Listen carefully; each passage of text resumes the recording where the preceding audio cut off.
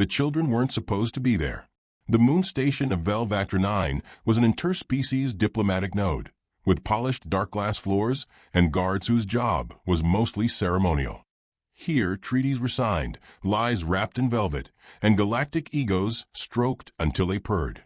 It was not, under any circumstance, a place for human children with sticky fingers and louder-than-regulation sneakers. Yet, here they were. The boy, age 6, had wild copper curls and an unnatural talent for reprogramming alien vending machines with a safety pin and a peanut. His older sister, all of 9, carried herself like a small storm in boots, freckled, solemn, and always 3 thoughts deeper than anyone gave her credit for. Her name was Grace. His was Milo. Together, they turned the waiting lounge into a chaos lab, giggling as Milo taught the vending machine to dispense grape juice every time someone ordered wartime stimulant packs.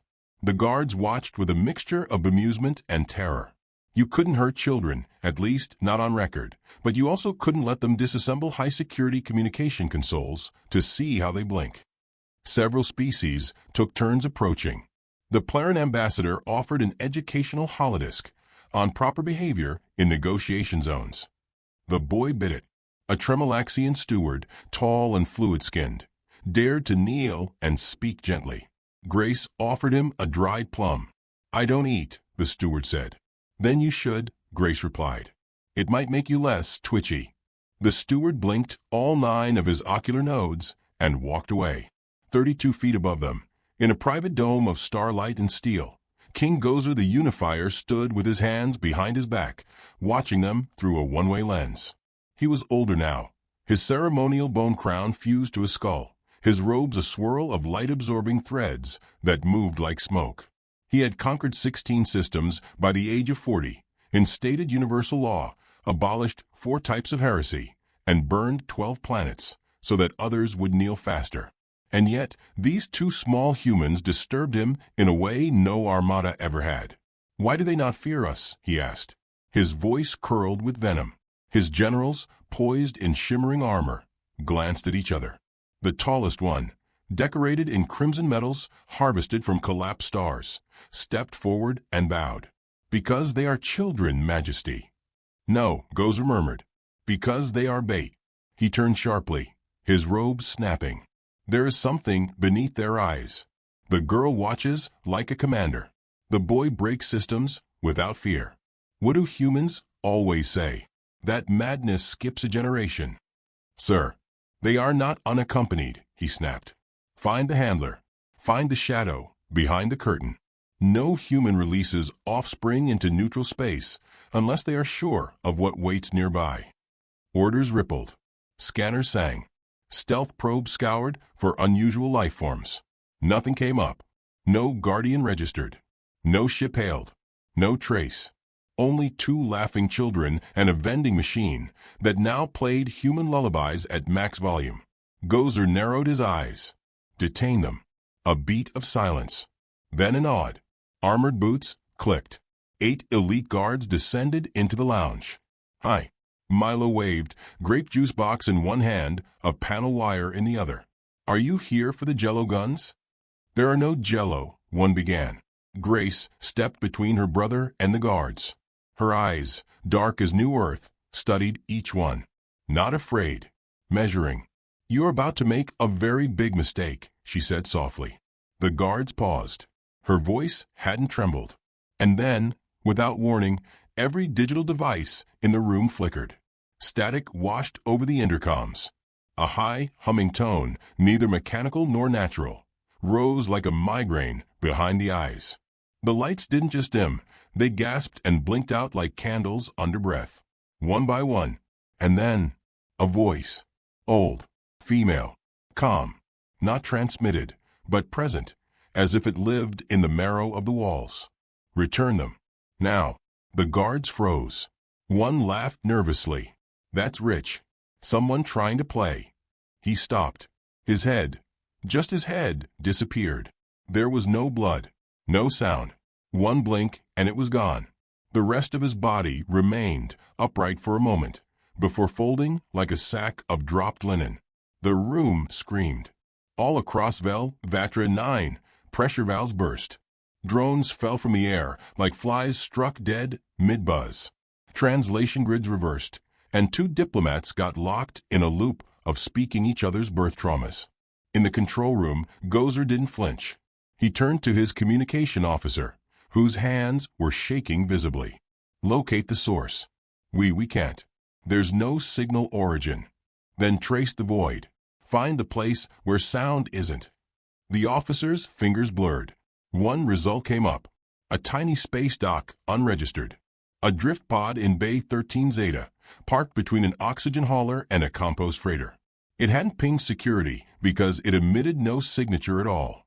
The logs, once decrypted, showed it had arrived 12 hours ago. There were no crew manifests. No names. But the docking camera had recorded something. A woman. Late 50s, maybe early 60s. Slender, not tall. Wearing a shawl and carrying a pie tin. Her gray hair was in a loose braid. She walked with a slight limp and patted the nose of a passing cargo droid like it was a dog. "Is that a threat?" the officer whispered. "No," Gozer said. "That's a warning." His knuckles tightened behind his back. For the first time in a decade, he felt the faint tickle of sweat on his brow. "Bring the children aboard. Bring her too. Politely. And prepare the silence chamber." "But, Majesty, the chamber hasn't been. She's not to be harmed." Gozer turned, eyes narrowing.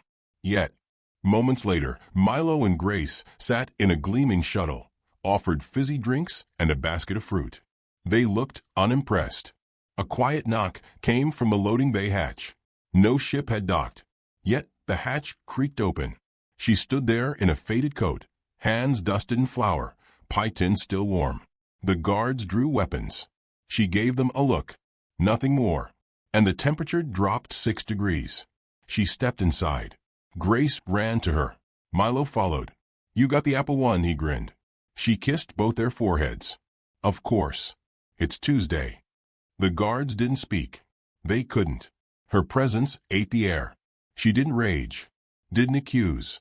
She simply looked around like a teacher inspecting a poorly cleaned classroom. Her gaze found the tallest guard. "Lead the way, dear." He obeyed. Inside the silence chamber, the air shimmered with defense sigils, runes scavenged from 10 galaxies, designed to contain psionics, radiation, quantum manipulation, and entropy anomalies. The room had held genocidal prophets and collapse-time criminals. Now it held her. Gozer entered. Alone. He studied her. She sat cross-legged, knitting. She looked up, smiled. "Would you like a scarf?" "Who are you?" "A mother." He scowled. "You are more than that." She nodded. "I am." "What do you call yourself?" "Names are tricks," she said, looping yarn. "You're fond of tricks, aren't you? You've killed one of my men." "I ended him." "There's a difference. He was about to scare my boy." "They are not your soldiers." She gave a half-smile. "Aren't they?" "I am King Gozer," he said. "The unifier of the Outer Rings. Do you know what that means?" She tilted her head. "It means you've never lost. Which means you've never fought someone you couldn't bribe, bomb, or scare." He leaned in. "Until now." She set her knitting down gently. "You have made the first mistake," she said, voice smooth as river stones. "You threatened the only thing that anchors me. Children." No, her eyes, once soft, went winter cold. "Mine." He stepped back. The runes on the walls sparked. "Tell me," she said lightly, "do you know what humans used to do to wolves who came near their lambs?" He didn't answer. She stood and smiled. "Good," she said. "You'll learn fast." In the deepest corridor of the ship, a sensor beeped once. And then, never again. Back in the silence chamber, the lights dimmed. And the walls began to whisper. The silence chamber was built to hold nightmares. It had no corners, no edges, no sound but the low breathing of the walls themselves, sculpted from gravity-dense alloys and symbiotic memory stone. Even time, in that room, moved cautiously. It held stories of fractured gods and unmade kings. It had never held a woman like her. She sat on the floor with her legs tucked beneath her, hands wrapped around a chipped tin teacup. No steam rose from it, and yet the scent of chamomile drifted outward, warm, floral, and oddly nostalgic. Her eyes were calm. Her fingers were still dusted in flour. Across the barrier, separated by layers of technology and hope, King Gozer watched her through a veil of polarized light. He stood flanked by 2 recorders and 3 analysts, each scribbling in 6 dimensions. "She is not psychic," murmured one analyst.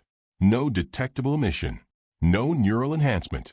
No chronotemporal anomalies." "She has violated entropy," another whispered, staring at the live feed. "Look at her shadow. It doesn't match the light angle. Run it again." No. The word didn't come from the analyst. It came from her. Soft, barely spoken. Every system in the room hiccuped. Gozer held up a hand. The others fell silent.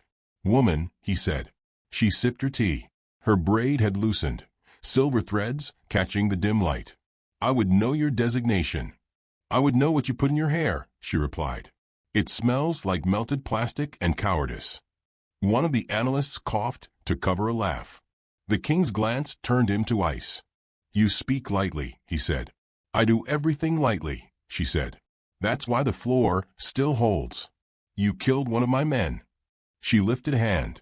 "That was not death. That was mercy. The kind you rarely grant. Why did you come here?" "To collect my children. And remind your galaxy," she said, rising slowly, "what the price of arrogance is." Gozer stepped closer to the barrier. "You expect me to believe a single human woman?" "Oh, I'm not human, darling." Her smile deepened, slow and sad. "I just passed for one." The silence thickened. She let it stretch, sipping her tea, as if time itself bowed to her pacing. "My name," she said softly, "is unspoken in your tongue. The closest your myths have come is Baba Yaga." The analysts went still. One reached for an external link. "I wouldn't," she said. The link snapped in his hand like dry wood. Gozer's voice dropped low. "That is a children's tale. A witch. A ghost from Slavic ruins. And yet here I am," she said, spreading her arms, "drinking tea in your unbreachable vault." He narrowed his eyes. "What are you?" She tilted her head. "An old story. A quiet disaster. A mother who ran out of reasons to be kind." He studied her, but the more he looked, the less he saw. Her form wavered, not visually, but conceptually, like trying to grasp a memory slipping backward in time. "I see you've decorated the walls with prayers," she said, nodding at the runes. "They contain gods, but not grandmothers." She stepped closer. Her presence felt like snowfall with teeth. "I used to live in a cottage," she said. "Wood walls. Chicken legs. The works. Then the stars called, and I thought, why not? People are no less foolish in space than they are in the forest. Just shinier." "You're mad." "No," she said, turning the cup in her palm. "I'm eternal. It's worse." Gozer paced now, not out of strategy, but unease. "Why now? Why children? Why here?"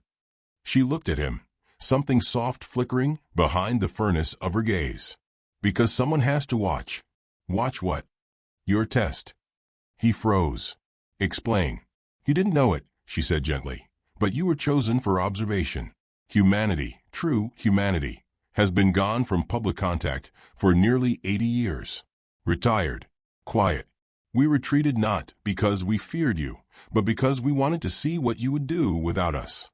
She bent down, touched the floor. The stone rippled like water. "So far," she said, "you've burned 12 planets, colonized 6 species into extinction, and enslaved another 3. They were weak," he spat. "No," she rose again. "They were different. And you panicked." Her voice didn't rise, yet the room leaned closer.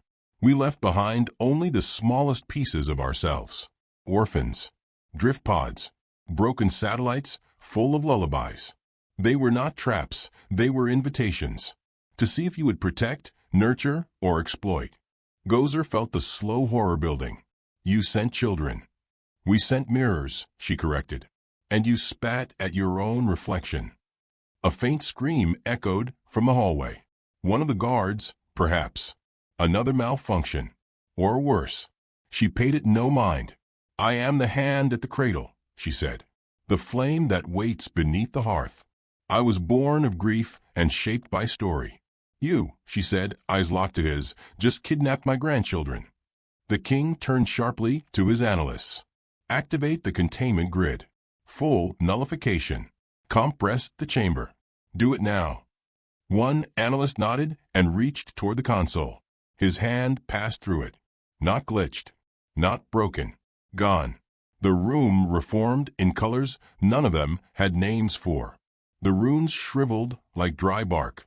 Gravity reversed once, just once, long enough to make every man in the room taste the moment of their own death. Then it snapped back. She hadn't moved. You are in violation of. She raised one brow. Are you scolding me? He clenched his jaw. You are a threat to galactic stability. I am galactic stability, she said. You just forgot the shape of the roots while climbing the tree. Gozer opened his mouth, then stopped. His personal datapad, secure and air-gapped, lit up. A single symbol pulsed on its surface. It was not alien. It was human. Worse, it was old human. A carved hut. A chicken's leg. A child's hand. The same symbol had been found etched into ruins on defunct colony worlds. At first, dismissed as graffiti. Later forbidden. Buried. Every empire that had studied it too closely no longer existed. He stared. You've marked my ship. She gave a small, polite nod. You've marked my empire. I have made no threats, she said. Only tea. You will not leave. I never intended to.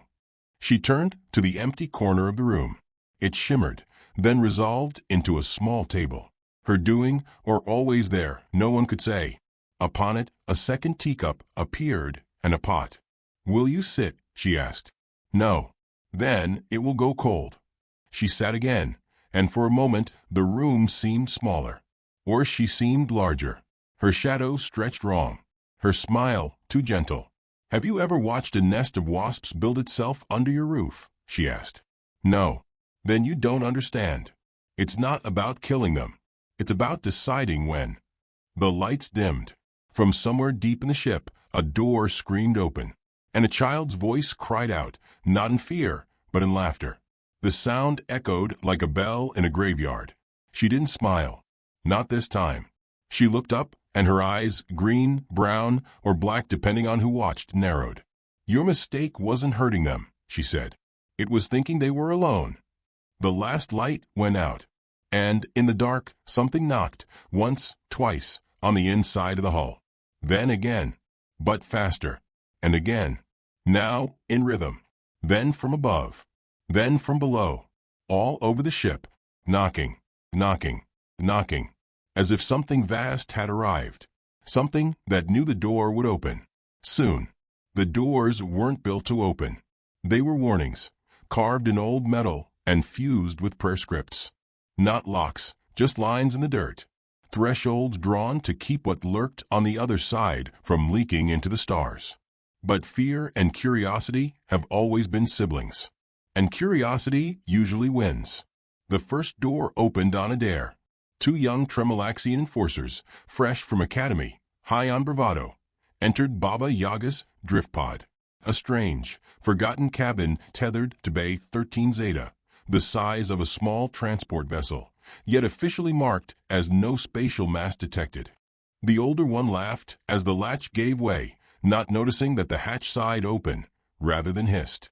Not noticing the scent, faint birch smoke and something else, like cloves steeped too long. The pod's interior wasn't a pod at all. It was a cottage. Wood walls. A stove, gently crackling. Woven rugs. A coat hanging by the door that looked like it had never known cold. A rocking chair swaying slowly, though no air moved. A cat, not mechanical, not organic, just present, watched them from the mantel with eyes like rusted stars. Recording malfunction, muttered the younger enforcer. Impossible interior volume. Wrong word, whispered the older. This isn't malfunction. It's wrong. Behind them, the door closed. And vanished. Their screams never reached command. The second door opened on accident. A maintenance drone tasked with stabilizing fluctuating energy readings near the silence chamber brushed a wall that hadn't been there yesterday.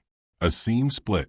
From the seam, a handle grew, a cast-iron thing shaped like a knotted braid.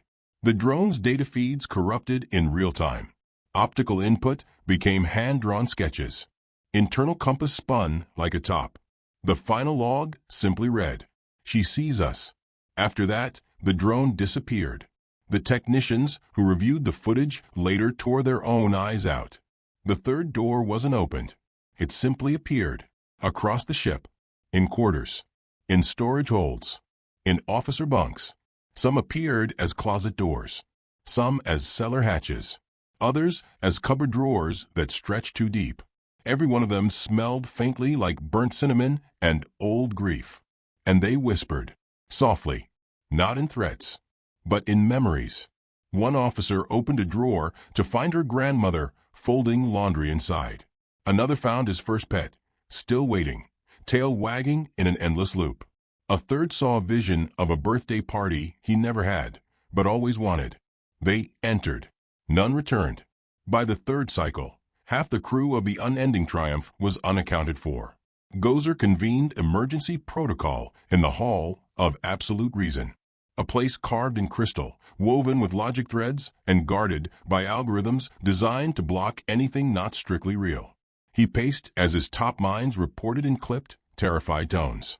"There are now 27 structural anomalies," said Commander Viral. "None existed in blueprints. All are growing. We've sealed them," another said. "Welded over. Encased in gravity shells. It doesn't matter. The doors reroute." Gozer's hands trembled. He clenched them. "How is this possible?" "She's not breaking the ship," murmured a voice from the corner. "She's folding it." All eyes turned to Analyst Remington. He had aged a decade in 2 hours. His hands were covered in ink, though no one used pens anymore. "She's re-threading reality through narrative causality, making the ship part of her myth, and us part of the ending." The king's face hardened. "I want every remaining drone scanning the core. Purge anomalies. Burn compartments. Evacuate civilians. Wipe everything." Rem didn't look up. "We can't burn story, Your Majesty. Not once it's told itself true." At that moment, the lights flickered again. But this time, something replaced them. Stars.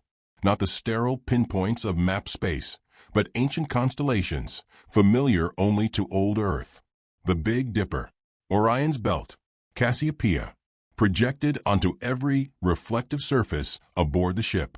Something, was rewiring what the ship remembered. "Where is she?" Gozer roared. "She hasn't moved," said Viral. "Still in the silence chamber." "Bring the girl." The room stilled.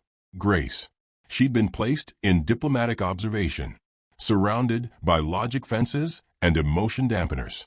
Treated gently, spoken to like a skittish animal. She hadn't flinched once. When they entered her room, she was drawing pictures of doors, each one identical to the anomalies now spreading across the ship. "Who taught you this?" barked a lieutenant. Grace looked up, calm, collected. 9 years old and far too quiet. "My mother," she said. "She's not your mother. She's—" "I know who she is," Grace interrupted. "And she's mine." They took her. Gozer waited in the throne chamber, a place he rarely used, for its excessive grandeur felt wasteful. Yet now, it suited the moment. He stood tall as Grace was brought in. She didn't bow. "Your mother is destroying this ship," he said. "She's not destroying it," Grace said softly. "She's turning it inside out, so you can see what you really are." He stepped forward, towering. "She's violating natural law." "She is natural law," Grace whispered. "The kind that waits until you've dug your own grave." He stared at her. This child. So small. So certain. "She's testing us," he muttered. "No," Grace said. "You tested her." Behind him, the throne's backrest cracked, though no pressure touched it. Gozer turned to his guards. "Initiate planetary purge protocol. I want human colonies across the mid-veil removed." Now, Grace's breath caught. For the first time, fear flickered in her eyes. Not for herself. For the others. That was his mistake, assuming she was only a child. As the command was relayed, a quiet beep echoed through the room. A signal. From nowhere. And everywhere, the royal fleet's long-range sensors activated. But instead of confirming launch sequences, they froze. Then reversed. Ships began turning, systems failing, engines misfiring. But not randomly, strategically. A pattern, a spiral, a net, encircling his empire. Impossible, Virol whispered. No human fleet has been seen in over 70 years. They have no power left. The screen showed otherwise. Thousands of vessels, hidden in asteroid belts, embedded in mining colonies, disguised as cargo haulers, each one silent, now waking, one by one, each bearing the same symbol. A hut, a chicken's leg, a child's hand. Then the comms lit up. One voice, familiar, tired, gentle.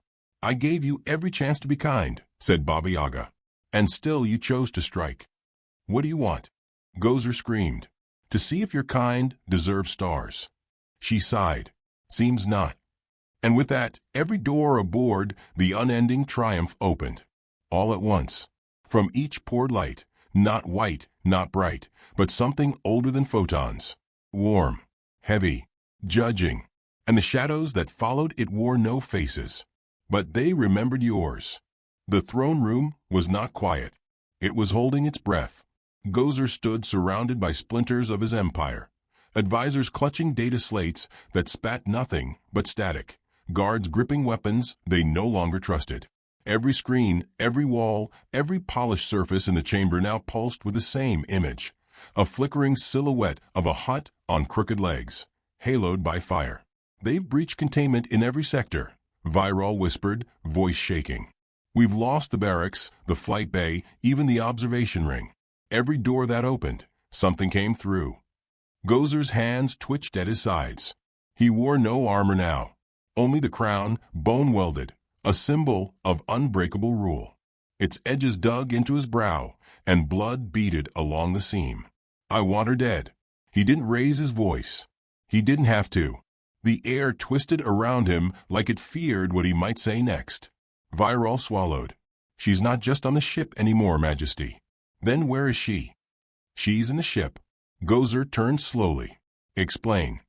Virol stepped back, as though any answer would be the wrong one. She's rewritten it. The ship's memory. Its logic. It remembers her now, as if she's always been part of it. The king's jaw locked. A story. Yes, said a second voice, quiet and low. Everyone turned. Analyst Rem was there, pale as frost, his eyes sunken like moons in collapse. He held a folded piece of paper. Real paper. He unfolded it carefully. It's not just a ship, he whispered. It's the entire fleet. What? We always thought humans lacked scale, that they gave up on expansion. But it wasn't retreat. It was seeding. They planted myths, scattered fragments. They let us build high enough that we wouldn't notice the bones under our foundation. Gozer stepped forward, snatched the paper. On it was a list, not of planets, not of coordinates, but of names. Names of children, dozens of them, human, scattered across colonies. Each one assigned to a diplomatic mission. Each one accidentally found.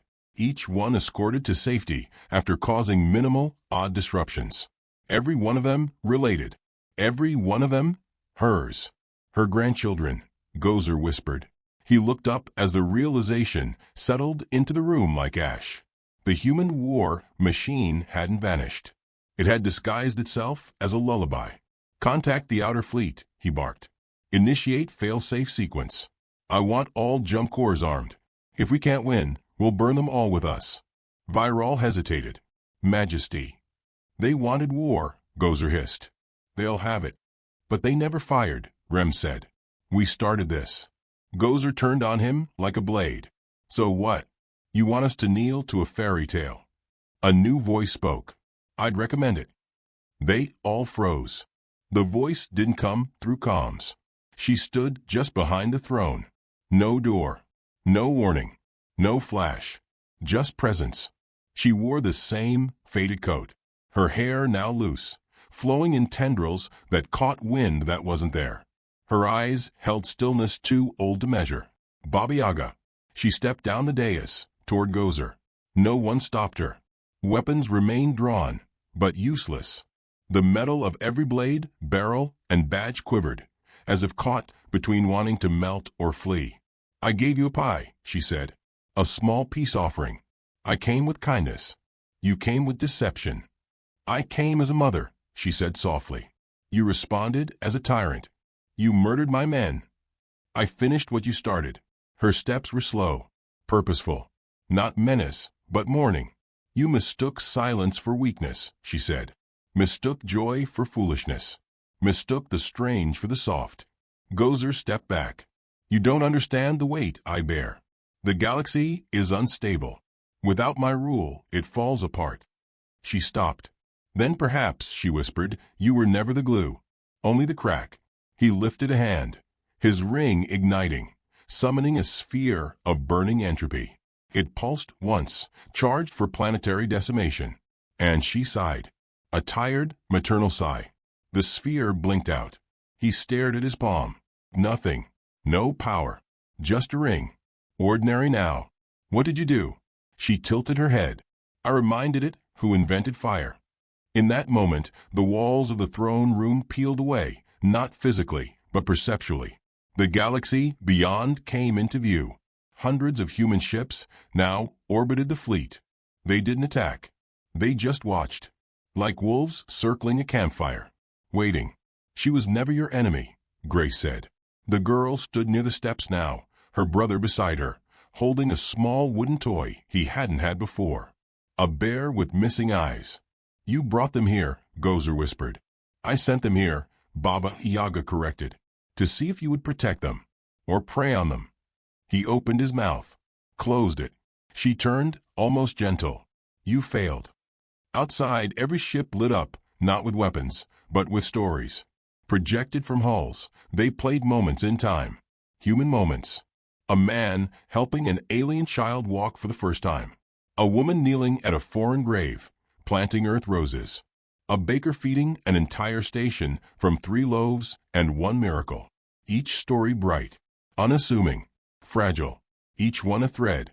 "We stitched this galaxy together with hope," she said. "Not with war." Gozer fell to his knees. "You were never a threat," he said broken. "You were a test." "No," she said. "You were." She stepped closer, reached down, touched his crown, and it cracked. With the sound of old regrets. "You ruled with fear," she said. "You should have ruled like a parent." And she removed it. It fell to the floor with a hollow clang. The ship's system sighed. Lights steadied. The doors closed. Not by force, but by choice. The myth was done watching. Now it would remember. "Please," Gozer whispered. "What happens now?" She looked down at him. Soft. Not cruel, but final. "You sleep." And he did. Not death. Just stillness. She turned. Her grandchildren joined her. Viral stepped aside, trembling. "Will you leave us?" he asked. "No," she said. "But we'll step away." Grace took her hand. Milo tugged at her sleeve. "Can we go home now?" She smiled. "Not yet. One last thing." They reached the bridge. She touched the command console. It flickered. And from the speakers, a song played. A lullaby. Old. Earthborn. Sung in a voice no one recognized, but everyone felt. The fleet heard it. So did the galaxy. Soft. Forgiving. But edged with something vast. Something old. A warning wrapped in a kiss. In time, the story would fade. New rulers would rise. Old ones would return. But somewhere in every diplomatic chamber, in every treaty, in every whispered tale told between stars, a memory would remain. Of her. Of a door that shouldn't have opened. And a crown that cracked not with war, but with a grandmother's disappointment.